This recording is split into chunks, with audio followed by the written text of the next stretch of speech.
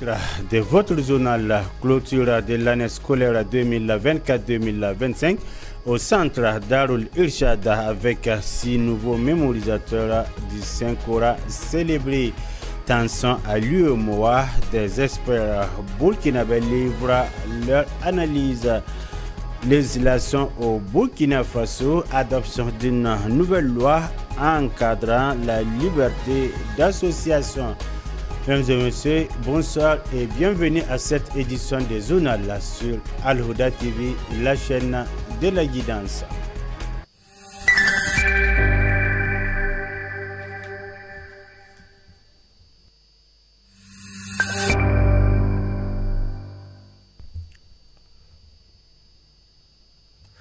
Le centre Darul Irshad a officiellement clôturé son année scolaire 2024-2025 ce mardi lors d'une cérémonie empreinte de ferveur et d'émotion.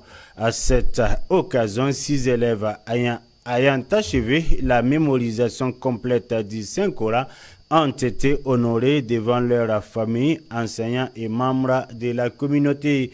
La cérémonie s'est déroulée dans une ambiance solennelle marquée par des récitations coraniques, des discours inspirants et des témoignages émouvants. Les responsables du centre ont salué l'engagement des élèves et la rigueur pédagogique du corps enseignant tout au long de l'année. Madissa Wadogo, reportage.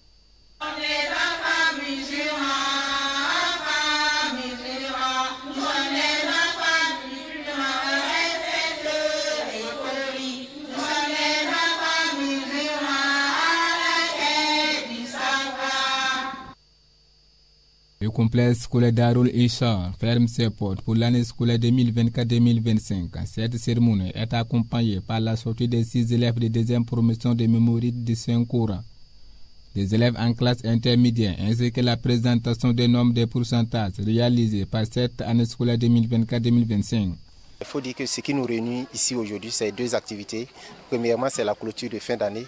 Deuxièmement, c'est la cérémonie de la sortie de la deuxième promotion et des élèves qui ont fini de mémoriser le Coran, Inch'Allah. Alors, donc, ce que nous allons ajouter, il faut dire qu'on est animé par des sentiments de satisfaction parce que cette année, nous avons pu présenter des classes à l'examen, telles que le primaire, où on a eu 100%, le CP, je veux parler du CP français, et le CP arabe aussi, on a fait 100%, et le CAP qui est l'équivalent du BPC au niveau de l'enseignement technique, on a fait 100%, c'est au BPC qu'on a fait 87%, on avait 20 élèves, il y a 3 élèves qui n'ont pas eu le BPC. Alors donc, au vu de ces résultats, on peut franchement dire qu'on est animé par des sentiments de satisfaction. Alors, au vu aussi des résultats que nous venons de donner, ça témoigne vraiment la qualité de l'enseignement qui est donné au sein de Darul Irshad. Donc, nous voulons demander aux parents d'élèves de travailler à pouvoir inscrire les enfants dans des établissements comme ça, où ils pourront non seulement apprendre la religion, mais aussi apprendre tout ce qui est en relation avec l'enseignement classique, voilà, qui va les servir dans ce bas monde. Alors donc c'est plusieurs disciplines combinées qui font la valeur en tout cas et la fierté de ce centre-là. Alors nous sommes venus pour assister à la sortie de cette deuxième promotion et encourager davantage toute la société à s'impliquer davantage pour le bonheur de nos enfants. Vous savez que dans beaucoup d'élèves, quand on fait cas de la propagation de la drogue dans les établissements, la drogue, la délinquance sexuelle, beaucoup de mots qui minent aujourd'hui l'avancée idéologique, pédagogique de nos enfants. Alors donc, la solution et la relève, sont ces centres-là. On éduque et on enseigne à la fois. Voilà, donc cette fois-ci, il y a 6 élèves qui ont pu mémoriser.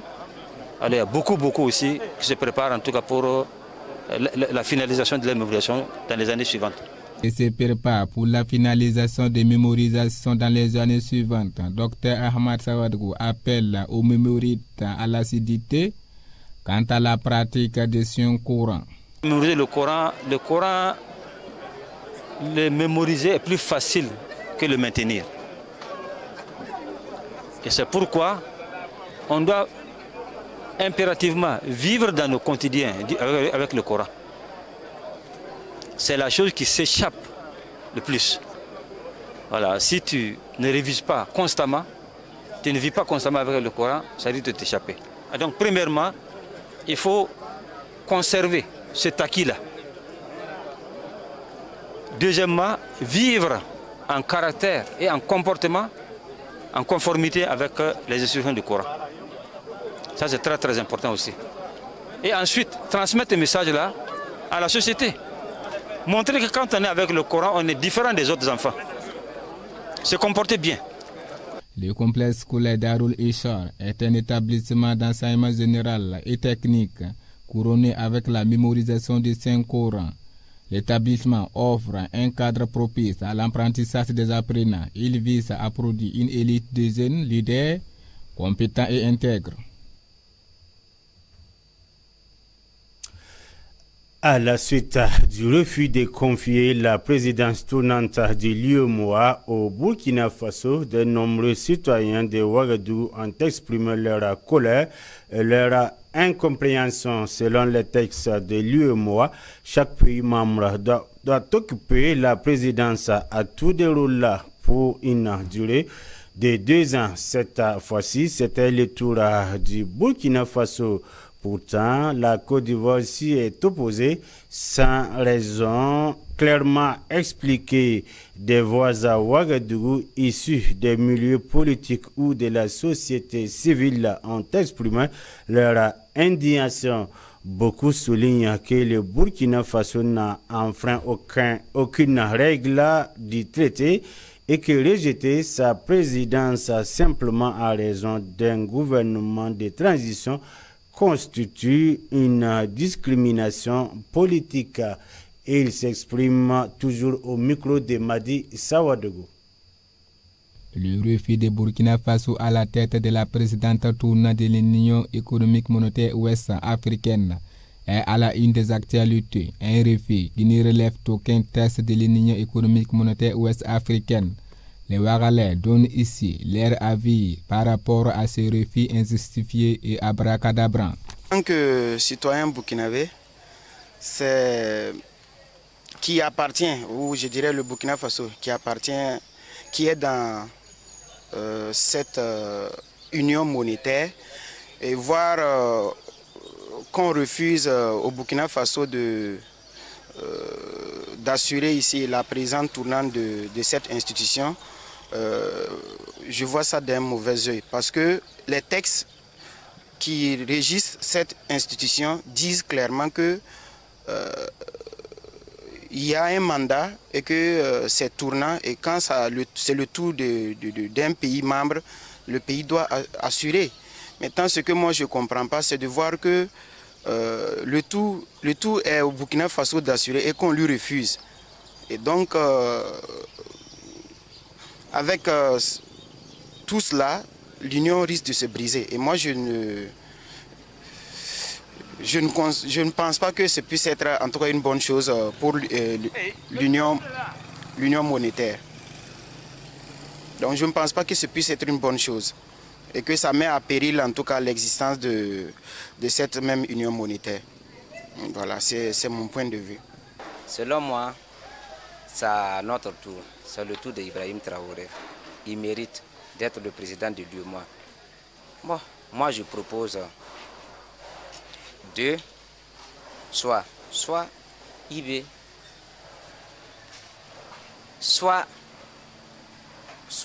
on le vote comme le président de l'UEMOA, soit ce sera la subvention de l'UEMOA au Burkina Faso. Voilà, on sait que tous les pays ont gouverné, c'est à notre tour. Donc, laissez-le, il va gouverner. Voilà, mais il y a d'autres présidents qui sont contre notre président. Bon, quant à moi, je ne sais pas. Pourquoi? On va le laisser, il va gouverner, on va voir ce qui va se passer aussi. Puisque le siège de l'UEMOA se trouve au Burkina Faso, donc ça, il n'y a même pas un débat. Il doit gouverner, il mérite.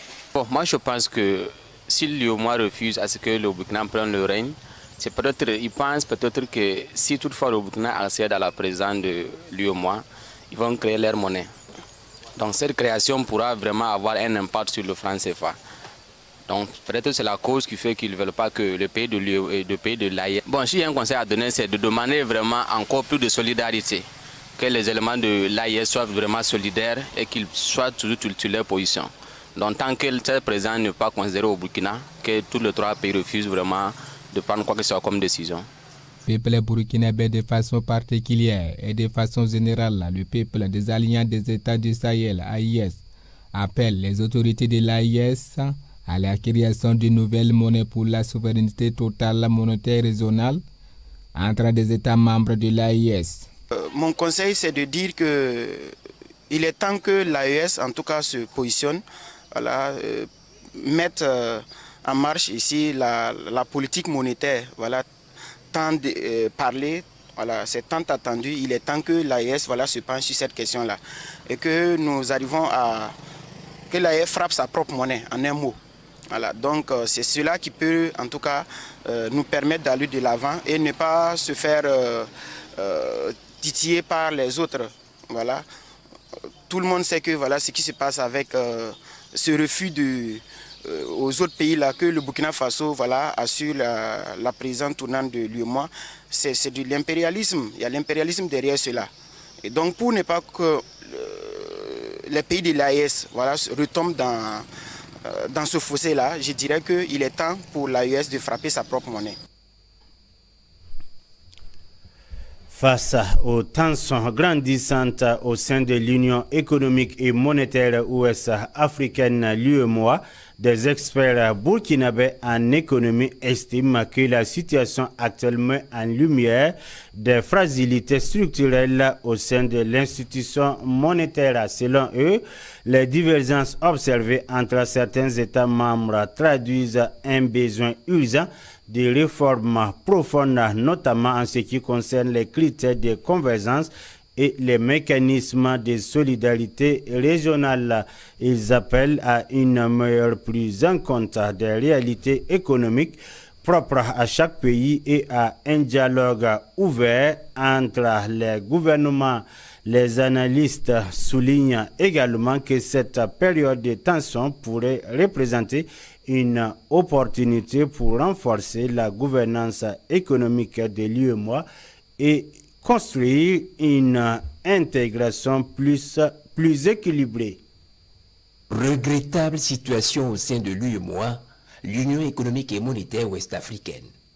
Vendredi 11 juillet, lors de la deuxième session ordinaire annuelle du Conseil des ministres de l'Union à Lomé au Togo, les représentants de la Confédération AES claquent la porte et pour cause, le traité selon lequel la présidence tournante revient au Burkina Faso souffre d'application. L'UEMOA a des principes et des règles.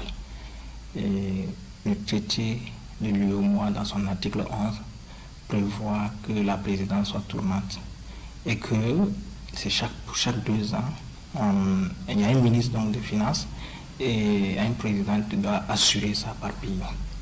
Et arriver à une situation où il n'y a pas de consensus sur la désignation d'un président de cette institution, c'est vraiment regrettable.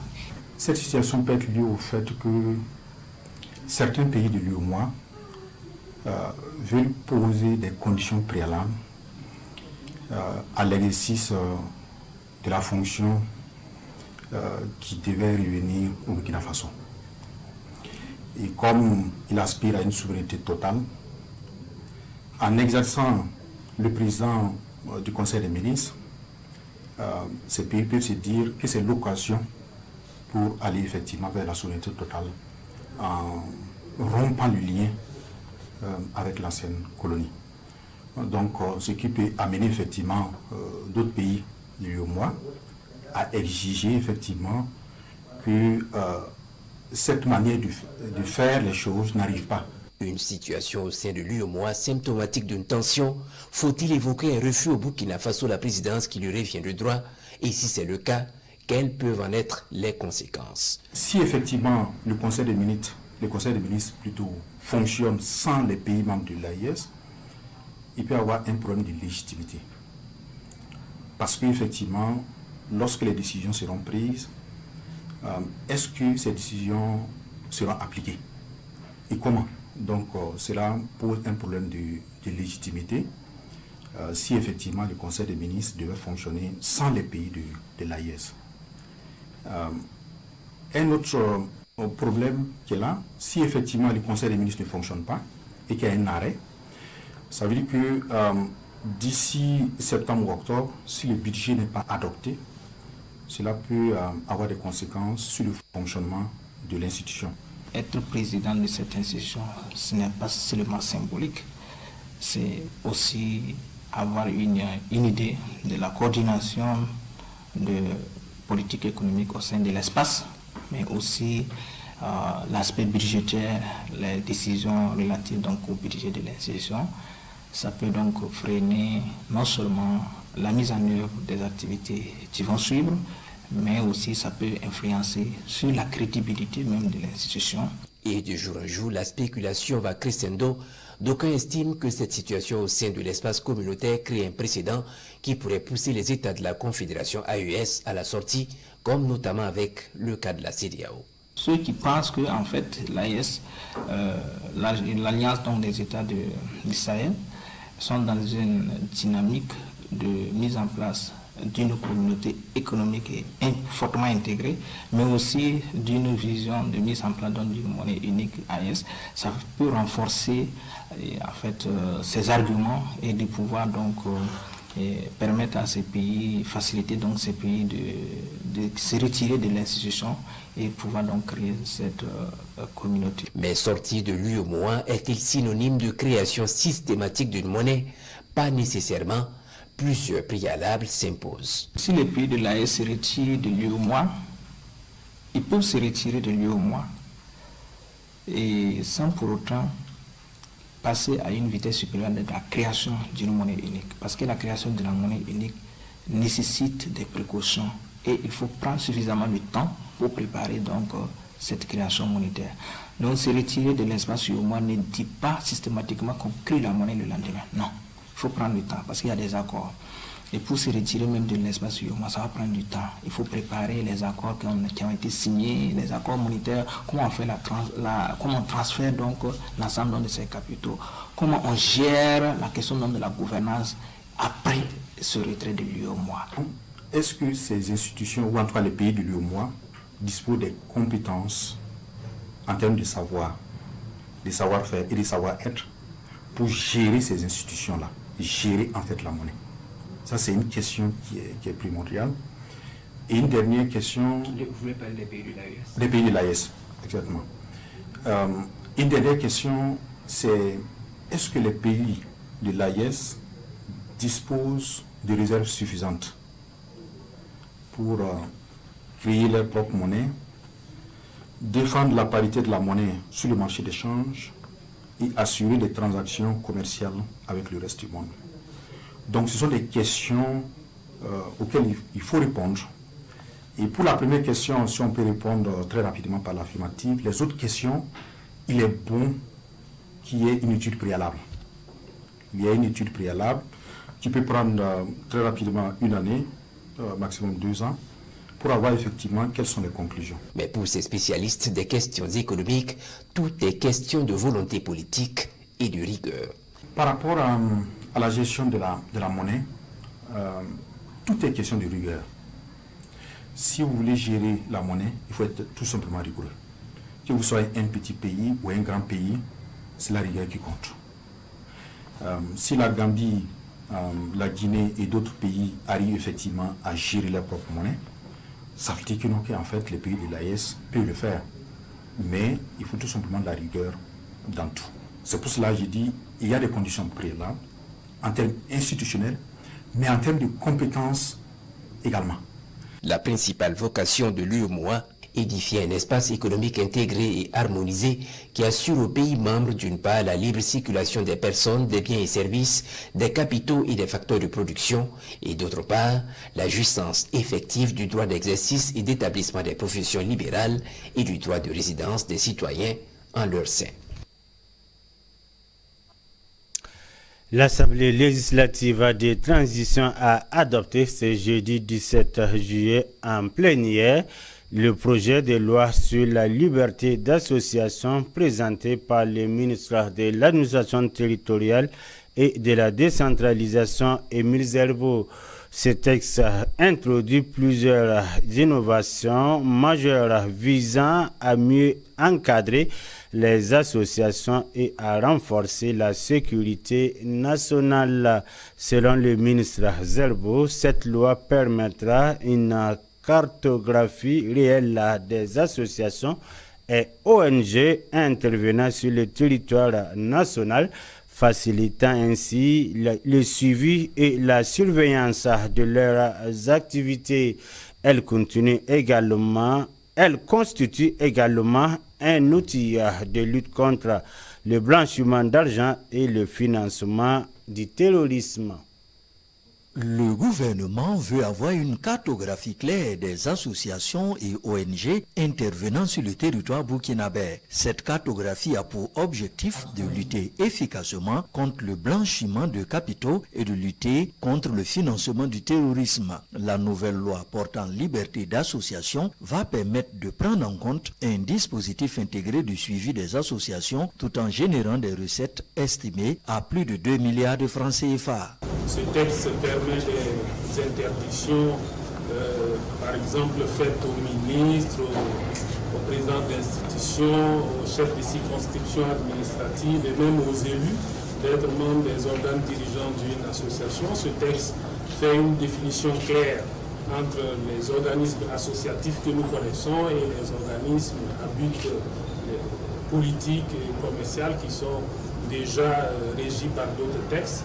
La nouvelle loi portant liberté d'association sera appliquée aux 37 400 associations et aux 473 ONG opérant au Burkina Faso. Elle va également toucher le droit syndical des travailleurs. Ainsi, certains corps verront leur liberté syndicale restreinte pour la bonne marche de l'administration. En ce qui concerne les syndicats, une innovation permet au gouvernement pour garantir la sécurité nationale, pour garantir on va dire, la continuité des services essentiels, qu'un certain nombre de corps de métier puissent se voir leur liberté syndicale être restreinte, bien sûr en contrepartie de d'autres mécanismes, pour permettre au pays de fonctionner normalement. Ce sont des mécanismes qui seront bien entendus et dictés en temps opportun, parce qu'aujourd'hui nous n'avons ciblé aucun corps de métier, et quand cela sera le cas, le mécanisme sera défini. La nouvelle loi portant liberté d'association compte 87 articles répartis en 7 chapitres. Les associations et ONG ont une année pour se mettre à jour et reconstituer leur mécanisme de fonctionnement. Si elles ne remplissent pas les critères, certaines de leurs attributions leur seront purement et simplement retirées. C'est tout pour cette page d'information sur Al-Huda TV, la chaîne de la guidance. Et merci pour votre constante fidélité à nos programmes. Wassalamu alaikum wa rahmatullahi wa barakatuh.